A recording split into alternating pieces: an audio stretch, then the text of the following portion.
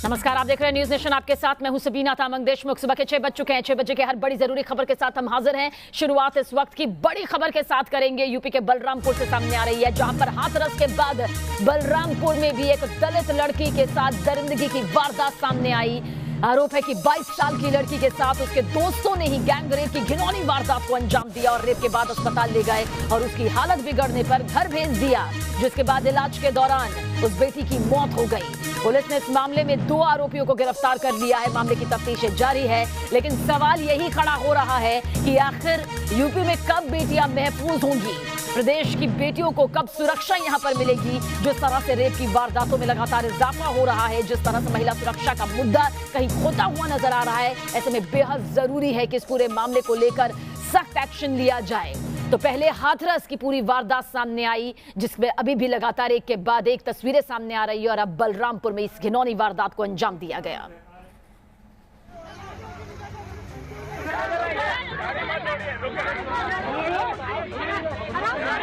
UP के हाथरस में दलित लड़की से दरिंदगी पर हंगामा अभी थमा भी नहीं था।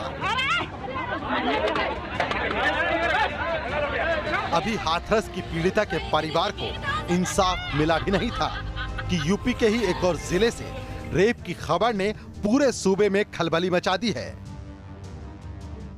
ताजा वारदात यूपी के बलरामपुर की है, जहां 2 लड़कों पर 22 साल की एक दलित लड़की से गैंग रेप का आरोप लगा है। बताया जा रहा है कि 2 लड़कों ने पहले लड़की से गैंग रेप किया, फिर लड़की की हालत बिगड़ने पर उसे अस्पताल लेकर गए और जब लड़की की हालत गंभीर हो गई तो उसे रिक्शे पर बिठाकर घर भेज दिया, जिसके बाद इलाज के दौरान उसकी मौत हो गई।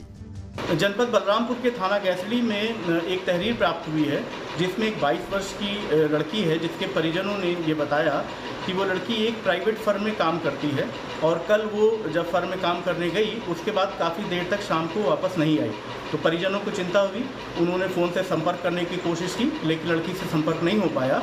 लेकिन थोड़ी देर बाद वो लड़की एक रिक्शे पर आई, तो उसकी लड़की के हाथ में जो ग्लूकोज चढ़ाने वाला वीगो होता था वो लगा हुआ था और लड़की की हालत काफ़ी ख़राब लग रही थी।